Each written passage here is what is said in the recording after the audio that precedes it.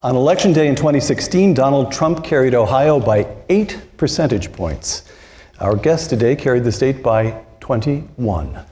The junior senator from the Buckeye State, Rob Portman, on Uncommon Knowledge now.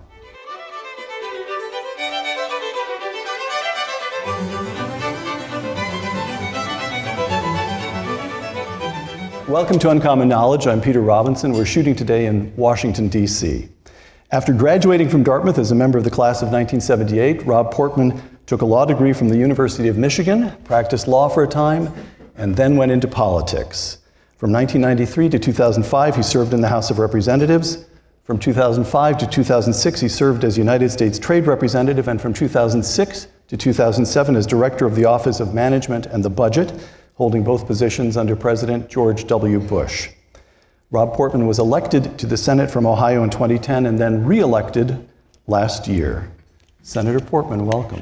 Peter, it's good to be on with you again. Something is happening. 2 months ago, President Trump's approval rating about 36%. In the generic ballot, Democrats led Republicans by about 8 points. Today, President Trump's approval rating is up to the low 40s. In one recent poll, he touched 50%.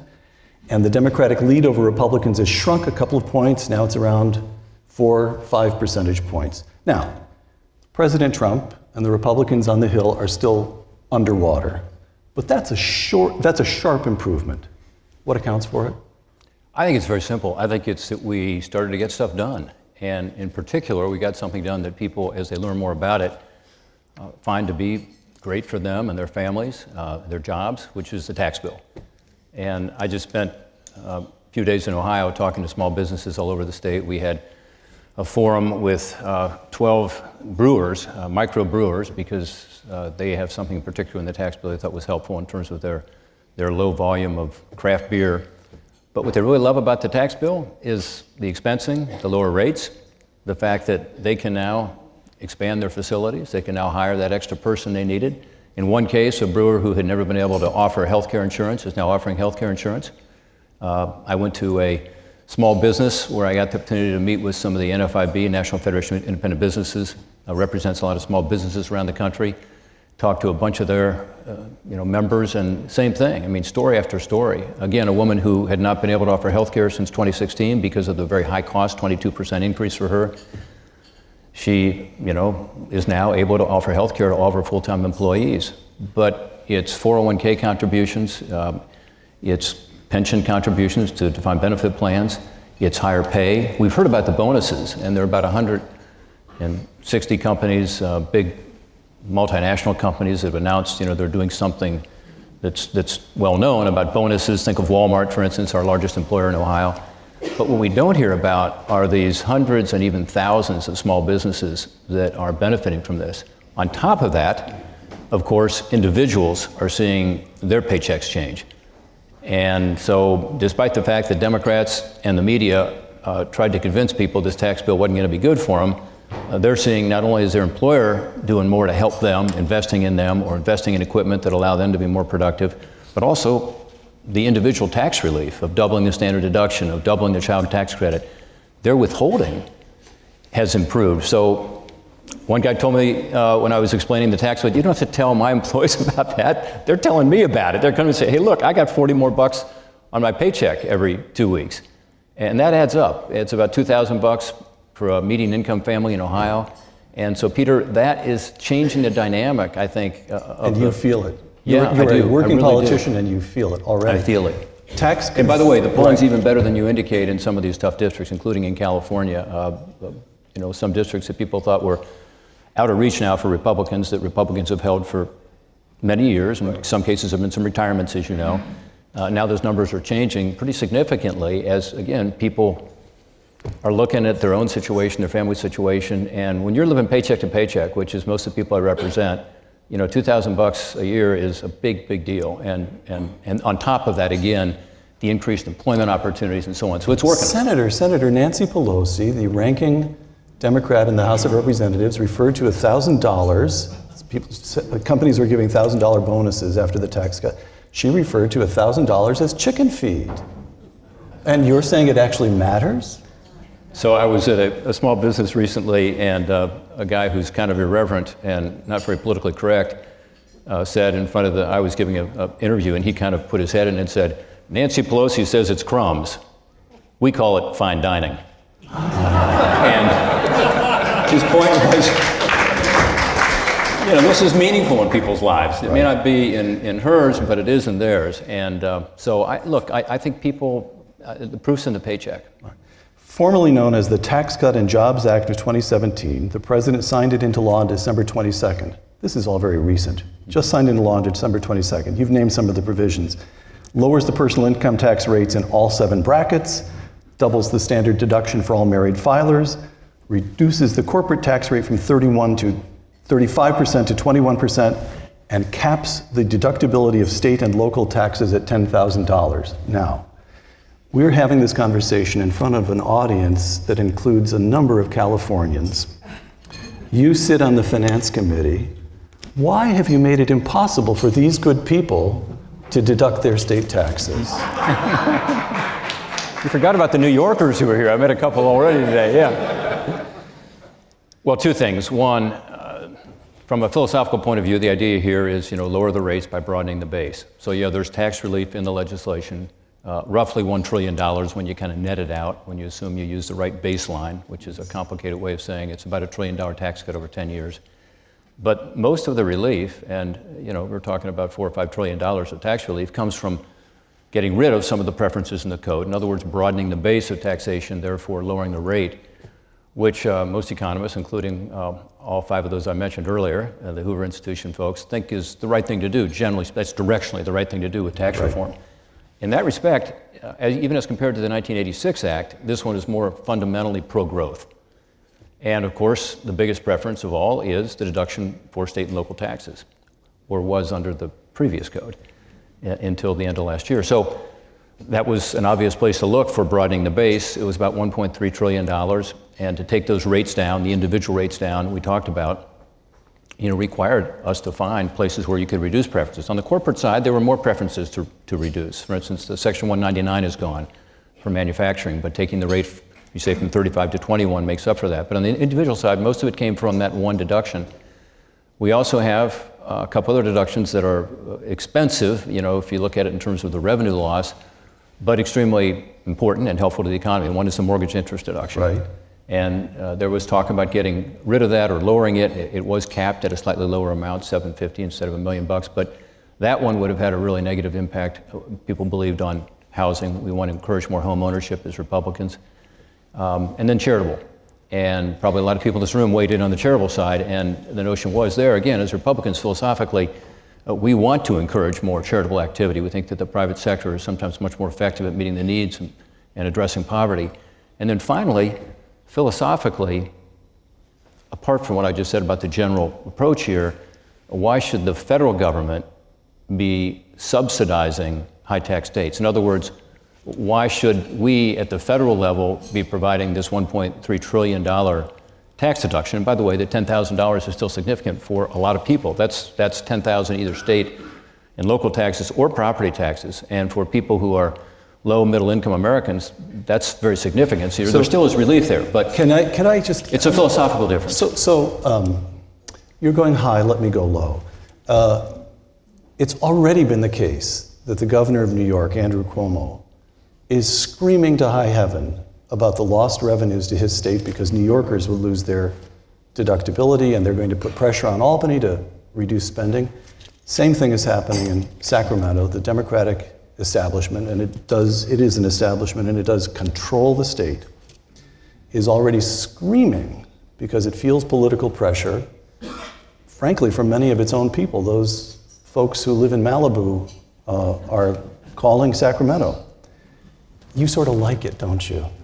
Well, I sort of like competition. We often say that we want to be sure that we have a tax code that's more competitive, which was what drove me, as you know, over the last dozen years to really push for tax reform so that we don't have a code that's making U.S. workers disadvantaged relative to foreign workers. But competition between the states is not a bad thing either, Peter. And I will tell you, it's $25,000 on average, the deduction in New York County, as an example, Manhattan, for those of you from the city. That was the average. In Ohio, it's about $2,500.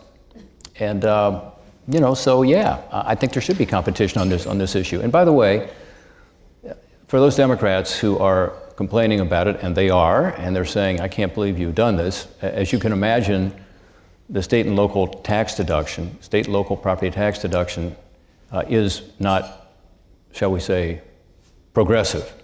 In other words, it goes primarily to people who are wealthy, by far. Right. In other words, more than 50% of it goes to people who make a significant income over $200,000 a year or so. So it's interesting that Democrats, who are always saying the code needs to be more progressive, have chosen this place to make their stand, because it doesn't really work with their philosophy. So you do like it. You are enjoying this. Listen. I like good tax reform, honestly, and I think this is going to grow the economy in ways that, and by the way, for those in the room who have expressed concerns about it, to me, and I get it, they've also said, look, I also get it that the economy is improving all around me, and we all benefit from that. Every single American benefits from lower unemployment, higher wages, a higher stock market, the things that result from a better and a growing economy. I'm struck again that the president just signed this darn thing on December 22nd. This is all very recent, and here you are, a working politician who's just flown in from his state saying, on the ground, I see a difference. It's already happening. Paul Krugman, economist, or some would say former economist. Paul Krugman in a column in the New York Times, and this column was entitled A Permanent Slump. Quote, the evidence suggests that we have become an economy whose normal state, this is the new normal, whose normal state is one of mild depression with brief episodes of prosperity that occur only thanks to bubbles. Close quote. Senator, the new normal is 2 or 2.5% growth. You Republicans with the president have got it spiked up over 3%, but it's going to fall back to the new normal. You're just creating a temporary bubble. So come on, fess up. Senator? I think that is exactly what a lot of folks had started to think. And by the way, not just liberal Democrats, but frankly, Republicans and others thinking, and by the way, you say 2 and 2.5, 1.5 to 2. I mean, the Congressional Budget Office projects that the growth for the next 10 years will be 1.9%. That's what we had to work with. And by the way, that's why this tax reform proposal, I believe, will result in the economic growth that will make it so that it actually is not a tax cut in the end in terms of revenue to the federal government. A 1% increase in net GDP from 1.9% to 2.9% is $2.7 trillion. That's as compared to the $1 trillion I talked about earlier. And even in this town, that counts as real money. Counts as real money, and it's revenue, but it's revenue through growth. So if you increase the economic growth only 0.4% over that 10-year period because of the tax reform proposal, it actually makes up for the so-called tax cut that Democrats are concerned about. So we can't resign ourselves to that kind of depressing future. And Paul Krugman, Nobel Prize winner, by the way, he'll tell you, I just think that's wrong. I think we have enormous opportunity in this economy to grow more. Our productivity is still relatively low. One of the things that's exciting about this tax bill, and which will have the biggest, longest term impact, as important as the individual cuts are for working families in Ohio, as important as this evidence we're seeing now of the bonuses and so on, the longer term effect is investment. And it's investment in equipment and in technology that'll make our workforce more productive. And again, those economists at Hoover we talked about earlier, they will all tell you what they told me a few months ago as we were putting this bill together. Focus on investment and productivity, because when you get those productivity gains is when you get back to growth in the 2.5 to 3.5% range, steady growth, rather than this 1.5 to 2% range, which makes all the difference in terms of the deficit and the revenue, in terms of poverty, in terms of all the things we care about, allowing Americans once again to think that their kids and grandkids can be better off than them. All right, the budget deal. Earlier this month, President Trump signed a budget deal that includes some $300 billion in new spending over the next 2 years. In the House, 67 Republicans voted no. And in the Senate, your beloved chamber, where I note that the vote took place at 2 in the morning, Senator Rand Paul of Kentucky rose to speak. Quote, the reason I'm here tonight is to put people, including Senator Portman, is to put people on the spot. I want them to answer the people at home who say, how come you were against President Obama's deficits, and then how come you're for Republican deficits? Close quote. 71 senators voted for this budget deal. You were one of the 71, and you answer your colleague, Senator Paul, How? First, it was essential to pass that budget because of the point that General Mattis, your former colleague at Hoover, made to us behind closed doors and made to the American people in a less specific way, in a very public way, which is that we had eroded our military to the point that we literally did not have the ability to project force and to be able to keep the peace through strength, as Ronald Reagan famously said.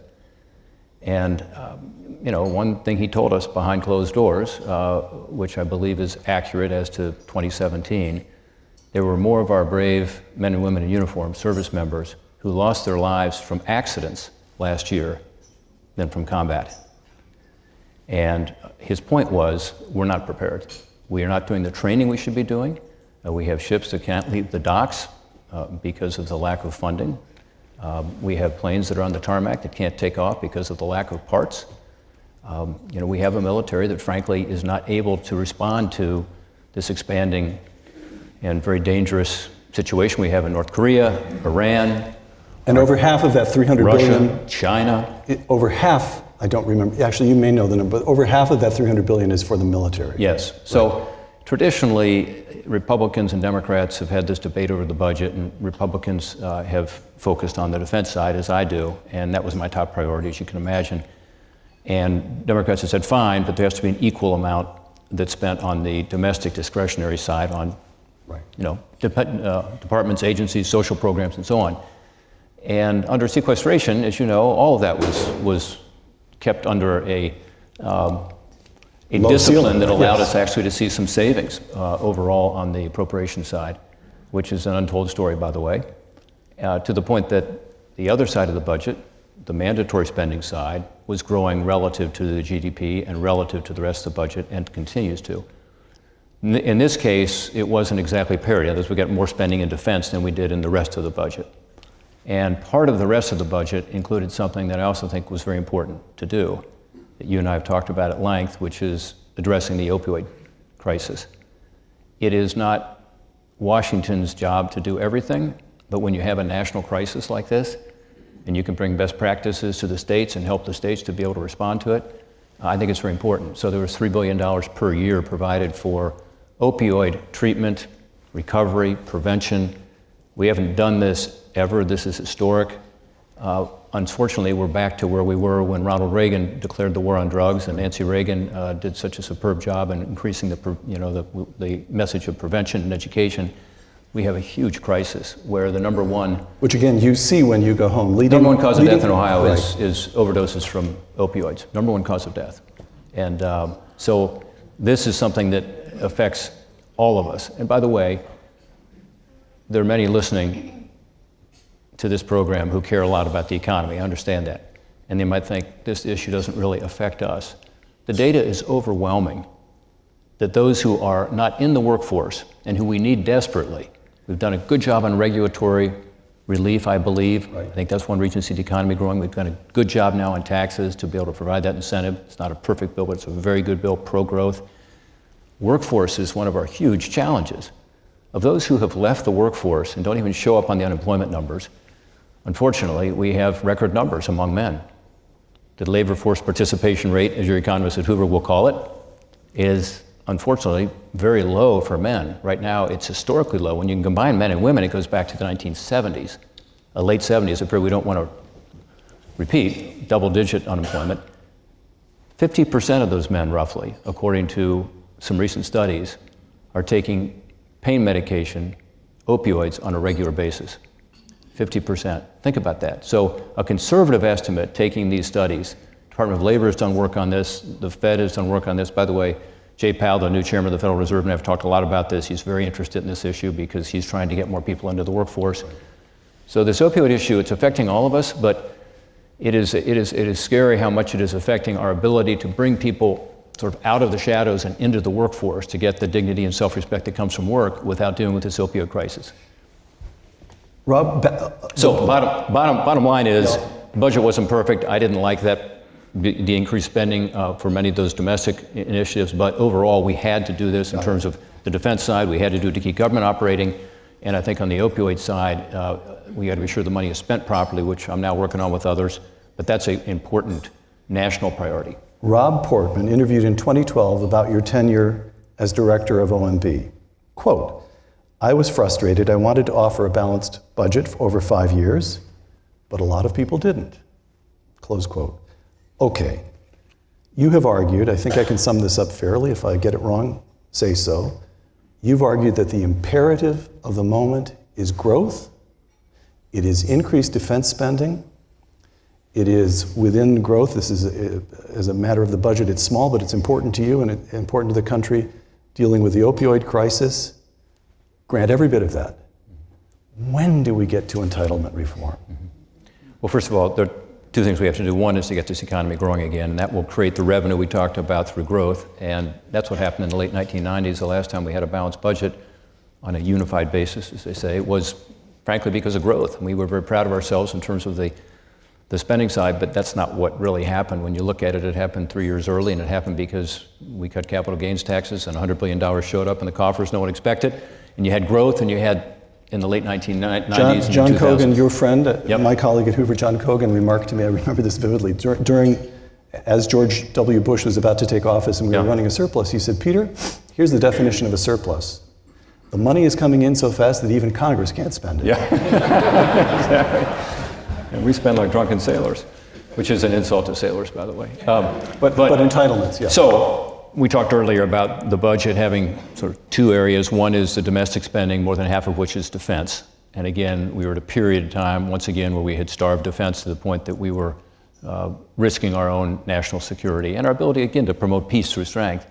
The other part of the budget is the mandatory side, so-called autopilot. In other words, it's not appropriated by Congress every year as the rest of this is. And that is Medicare, Medicaid, Social Security, interest on the debt. Back in the 60s, that was about 25% of the budget. Now it's totally reversed. Now it's almost 75%. It's probably about 70% this year. And if you look at it in any context, including a percent of GDP, it's growing dramatically. 70% of the federal budget on autopilot. Now, it doesn't mean the Congress can't act. Obviously, these are programs that can be reformed. And everybody knows they have to be. It has to be done on a bipartisan basis, by the way. It simply isn't going to happen on a partisan basis. It has to be something that improves these programs. It has to be something that protects those people in terms of Medicare and Social Security who are already retired. I think that's a given. But can you do some things? Yes, you can. And there are some reforms out there that are important, that have been initiated in small ways. There's actually some means testing in Medicare in the budget you talked about. Some additional means testing on Part B and Part D. I support that. Age adjustment, as we're living longer and healthier lives, there's discussion about that. It's not bipartisan necessarily yet, but it can be and should be and will be, I believe, as we look at the options we have. So there are various ways to do this. Ronald Reagan did it last time. The last time it was done in any significant way was 1983, where he and Tip O'Neill decided, you know what? We're going to take Social Security and we're going to extend the life by doing a combination of things. And in the 1984 election, you would have thought this would have been terrible politics. In fact, both sides protected the other because it was bipartisan. That was the year, as you may recall, when Ronald Reagan won all but one state. And some say that he could have won that state, but he said, that's Fritz's state. Let's let him have Minnesota. So, I mean, I think there is a more partisan atmosphere today. It's going to be harder. But anybody who looks at this seriously understands that we have to reform these important programs, these incredibly important safety net programs, and we can. We can improve them, and we have to do it in a bipartisan way. And that's how ultimately, along with growth, and keeping the other spending restrained is important. Of course, there's waste in government. We can do more there. But if you look at it realistically, why do you rob banks? It's where the money is. If you look at it realistically, you have to deal with the mandatory spending side. And I hope we can do that. It won't happen between now and the 2018 election, but I hope in 2019 that can be something we have a bipartisan commitment to do. Senator, let me, something that goes against the grain of senators I know. Could I ask for, I'd like to go through a kind of lightning round here. Excellent. By which I mean I'll ask just an issue, and the question is just, legislative movement between now and November, yes or no? Yes. Healthcare. Yes, small small pieces. All right. Not the overall piece, but the individual mandate is now gone, which was a significant part As part of the tax Part of the reform. tax reform. Many people don't even know that. By the way, my constituents know it, and they're happy about it. 50% of those people in Ohio, actually 80% make less than 50 grand a year who were affected by it. Immigration? Yes, narrow. DACA will be addressed. I don't think it'll be the broad immigration reform package that others would like to see, but we need to deal with DACA, and I think it'll happen. The Democrats will get DACA, and they'll give the Republicans what in return? Some additional funding for border security, and I think that's the likely result, and some of us have legislation to do that. Trade. Earlier this month, the Commerce Department, Wilbur Ross, Secretary of Commerce, the Commerce Department recommended wide-ranging restrictions on steel and aluminum imports. The administration has already imposed tariffs on certain goods, including washing machines. I note that Whirlpool has factories in 5 towns in Ohio, but still only on certain goods. But restrictions on steel and aluminum would, of course, ripple through the whole economy. The Wall Street Journal, quote, "The steel and aluminum industries are benefiting enormously from Mr. Trump's economic agenda. Growth. Why would Mr. Trump undercut his achievements with trade barriers?" Close quote. Senator, are you with the Department of Commerce or the Wall Street Journal? I don't know where the Department of Commerce ends up because they've given the president various options, and we finally got the report last week, which I was really happy to see, because we had no data to be able to make these decisions. Let me tell you an example in Ohio that troubles me a lot. Electrical steel is a very important product for transformers and therefore for our grid. It's an essential material. The last electrical steel manufacturer in Ohio and in the country is AK Steel. Their plant's in Zanesville, Ohio. They report to me, which my staff has looked into, and it's true, that there has been a 101% increase in imports of electrical steel over the last year. The last year? The last year. They indicate to me that they will not be able to continue to produce electrical steel if this continues because they can't compete with these low-priced imports. So 232 is meant for national security reasons. I think this is a national security reason. Now that's a very small part of the market. It's a tiny part of the market. And so my answer is, as I have said to the president publicly, because he brought the media in when he met with us, which was interesting. We got off track a few times, but we ended up focusing mostly on steel and aluminum. But I said, it ought to be targeted as to country and as to product. So it doesn't have that broad-based negative impact you're talking about on those who take steel and process it into something else, like automobiles, which are also made in Ohio. But we do need to protect our steel industry, and particularly things like electrical steel. The other one is the oil country products, the pipe and tubes. And there again, there's been a substantial increase. I think it's about a 72% increase just in the last year of that product. Often foreign exporters getting under the wire because they know something's going to happen, which is one reason we had to do something, not just announce we're going to do, but do it more quickly so that doesn't increase the exports coming into our country. But the bottom line is, we need to have a strong economy, and steel and aluminum is important to that to keep the prices, but it ought to be fair. China's overcapacity is driving this, as you know, primarily. Right. And every country in the world realizes it. China was probably 15% of the steel production 14 years ago. It has increased 8 times since then. Today, most of the steel in the world is made in China. They do not have the market for it, so they send it to other countries that in turn send it to us, where they send it directly to us.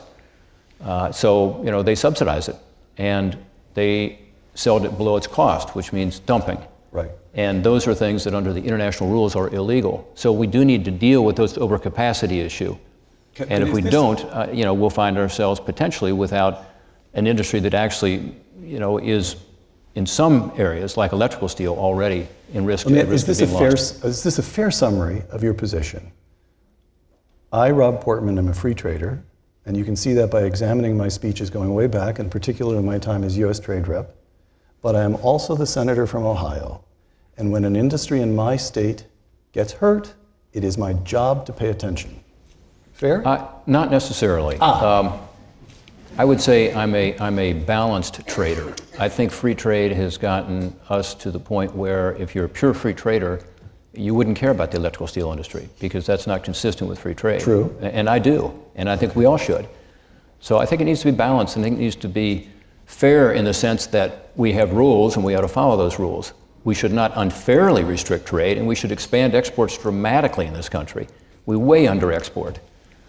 We should have more trade agreements. I'm a strong supporter of increasing the number of trade agreements and ensuring we don't walk away from the North American Free Trade Agreement, NAFTA. Even though it gets a bad name in some states like mine, it's incredibly important to Ohio and to our country. We only have trade agreements with 10% of the global GDP, and yet we send 47% of our exports to that 10% of the world. And so to blame trade agreements, which some do, including in the Trump administration, I think is a big mistake. All right. And by the way, from Ohio, our number one export market is Canada. Number two is Mexico. We send over 50% of our exports just to those two countries. Got it. So we can do much more, Peter, to expand exports, knock down barriers to our workers, our farmers, our service providers. And we also ought to, yes, allow fair trade to come into our country, but we ought not to allow people to dump their product in our country, which results in losing jobs that otherwise would be there through fair competition. If it's fair, if it's a level playing field, I think we can compete and win now, particularly with a better tax code, a better regulatory system, and a much better energy situation now and into the future. Gun control. Legislation between now and November? Yes. I know this is a recent issue. The shootings are still recent. I know I Yeah. believe you haven't worked out your own position in detail yet, but you think some legislation or just executive action? I think both. I think both. All I mean, right. it's so tragic what has happened recently in Florida, and Something will happen. and the other shootings. I think something will happen, and I think there's a consensus building around keeping people who shouldn't have guns from getting them, meaning that the background check system, the national system, has lots of leakage, and I think there's other areas where you can find consensus as well. North Korea. You sit on the Committee on Foreign Relations. You are acutely aware that every chief executive since Bill Clinton has attempted to negotiate away the North Korean nuclear program, and everyone has failed. And you will be acutely aware that intelligence estimates for at least a decade now have underestimated the speed and the scope of the North Korean nuclear program. You get the classified stuff. Of course, you can't share that with us. Do President Trump, Secretary of Defense James Mattis, have the situation in hand? No, but it's not their fault. It's the fact that you have a government in North Korea that has played not just the United States, but I would say the global community like a fiddle. In other words, they have demanded certain concessions in exchange for talks. You have the talks, and then they don't keep their commitment. And this happened to President Clinton. It happened to President Bush. It happened to President Obama. And they're not to be trusted. And I'm encouraged by three things. One, the UN putting sanctions in place. First time we've ever had these kind of global sanctions put in place by the United Nations. And they've done it twice, and they're now tightening those sanctions. And I think there is room to do even more, particularly on the financial side, that would really help, particularly with regard to a handful of Chinese companies that continue to trade with North Korea. But that's encouraging. Second, the North Koreans are interested in talking. And the United States, typically saying, we'll give you concessions for that, is saying, we're happy to talk, but we're not looking for concessions to talk, because that hasn't worked. So we're learning from our mistakes finally. And I think that's very positive. And then finally, and I think perhaps most significantly, for the first time, in our adult lives, which are getting to have lasted a long time now. A long time now. I do think you have, well, I'm saying, since the Korean War, I think there's been a sense by China that the worst outcome would be American troops on their border. In other words, a reunification or anything that resolved this issue in North Korea would be negative for them, because just as you have troops today in South Korea, the Republic of Korea, you could have American troops on their border in North Korea. I think that thinking has changed. And I think the thinking now is perhaps the worst situation is the chaos that would result from an unthinkable nuclear war and the refugees that would be streaming across that border from North Korea, starving. And so I think they're thinking differently about it, and whether it's blocking the exports from North Korea or not providing imports of coal or some of the other sanctions that I think can be tightened even further, they're beginning to think about it differently. And that's very significant, because we have so little leverage. Same with the other countries around the world. China at least has some leverage. So I'm hopeful that even in the next few months, we'll see some talks. I'm for talks, actually. I'm not for making concessions to have talks, but I think we should be talking. Two last questions. Donald Trump and the character question. Hoover Fellow Victor Davis Hanson on Donald Trump's first year in office, quote, "An impressive record of achievement.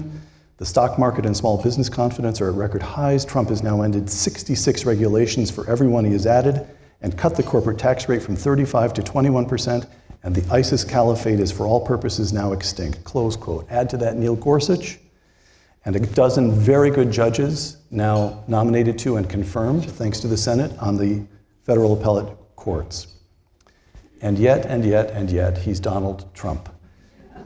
October 2016, the Access Hollywood tapes are released, and Rob Portman puts on his website a statement: "I had hoped to support the candidate for president my party nominated, but I can no longer support Donald Trump. I will be voting Mike Pence for president," close quote.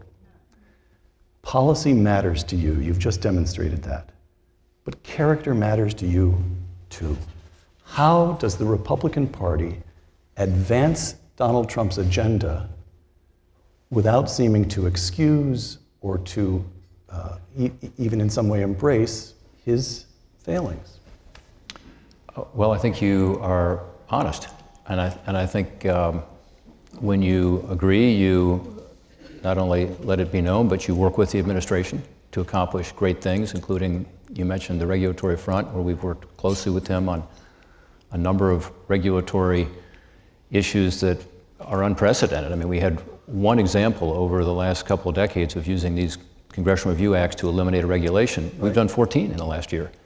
And you're right, Donald Trump's philosophy in the agency is if you want to put out a new regulation, you have to get rid of two, which changes the whole thinking of the bureaucracy. And so even when he doesn't have political appointees, he's been able to push through a different mentality, which is we're going to work as a partner to get businesses into compliance, including small businesses, because there are rules that need to be followed, but we're not going to seek to find them out of compliance so we can punish them. It's a different thinking. So he's done some things that are very significant where I've supported him, including obviously on the pro-growth tax reform.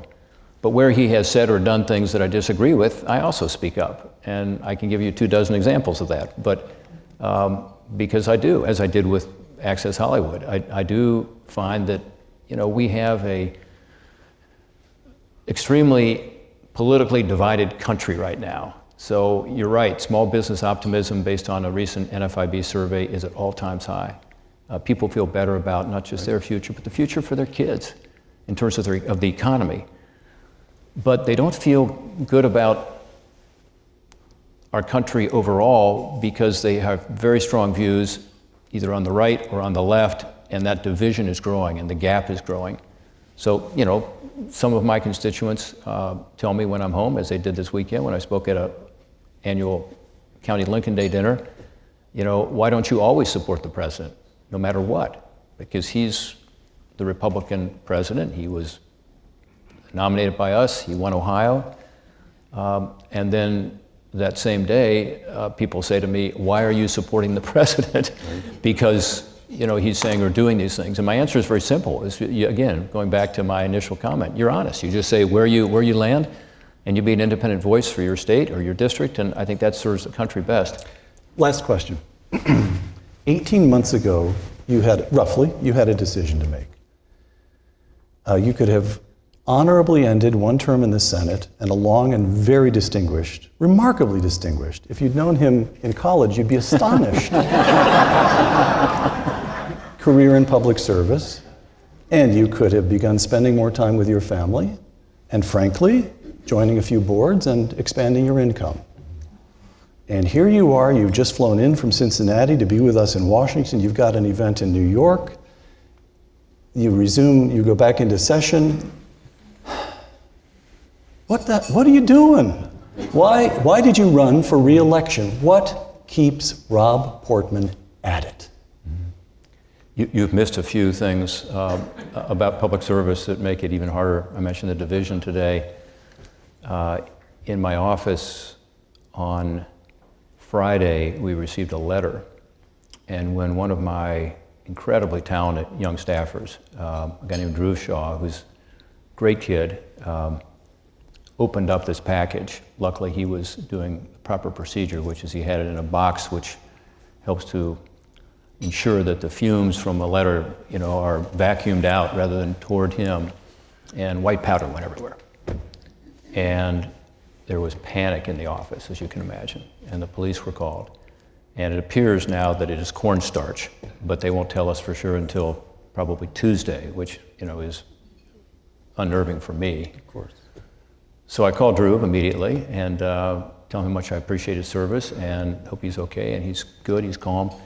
But you can imagine how this rattles our office, and here's a kid who, wants to devote his life to public service. That's his goal, not necessarily elected office. And he has to put it, and the letter, by the way, contained language that I can't repeat because otherwise, you guys would cut me out of uncommon knowledge. But really unfortunate, again, this division is real, and it's on both sides. So public service today is a little, and I use just one example, but Peter, it is an honor. It is an absolute honor, despite some of the sacrifices that everybody makes in this business, to be able to represent your neighbor and to be able to help make a difference in people's lives. I mean, I can't tell you, I feel so blessed to have the opportunity. I've devoted a lot of time to the pro-growth tax reform, not because, frankly, I'm trying to help big business. They'll be fine. The boardrooms will be fine.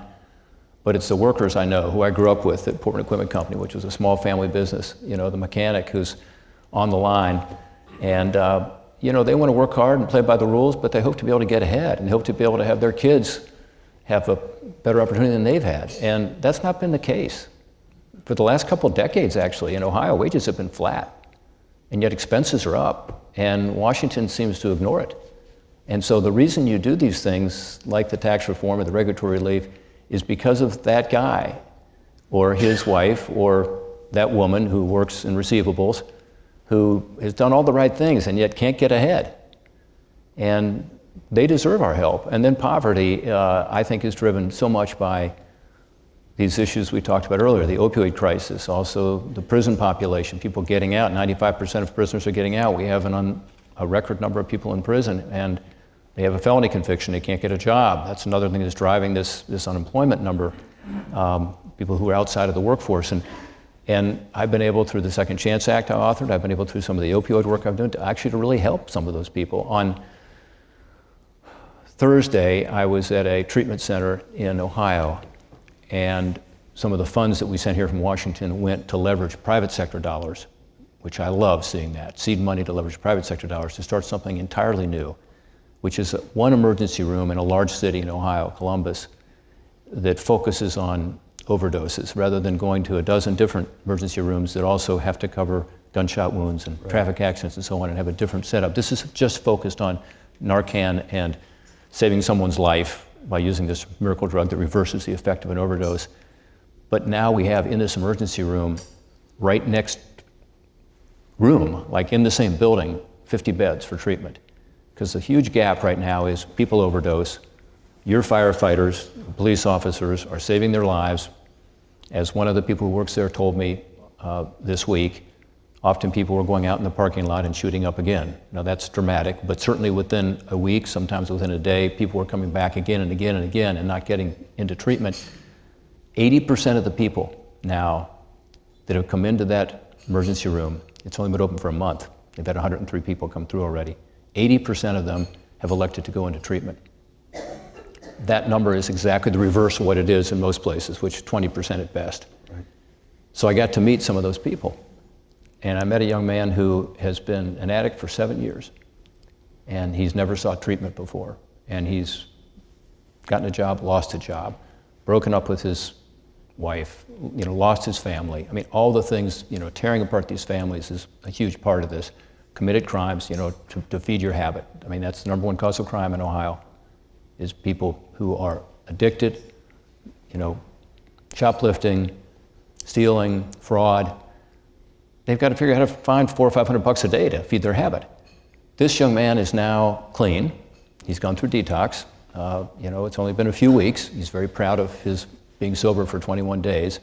He's now researching what he's going to do next. He's going to go into a sober living facility. He has chosen to leave the medication-assisted therapy he's on now, which is a big step. I believe he's going to make it. I mean, I looked into his eyes, and this is a guy that's got unbelievable promise. He's smart.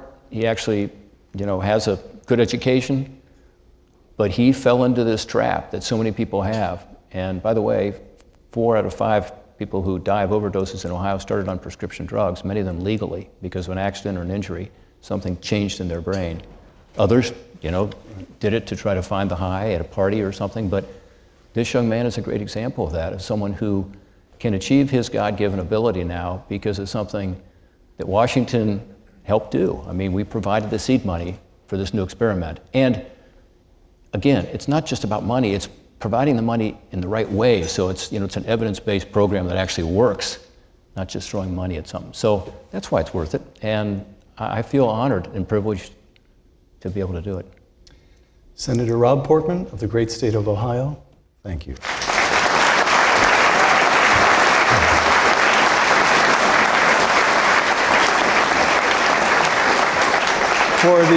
For the Hoover Institution and Uncommon Knowledge, I'm Peter Robinson. Thank you. Now applause.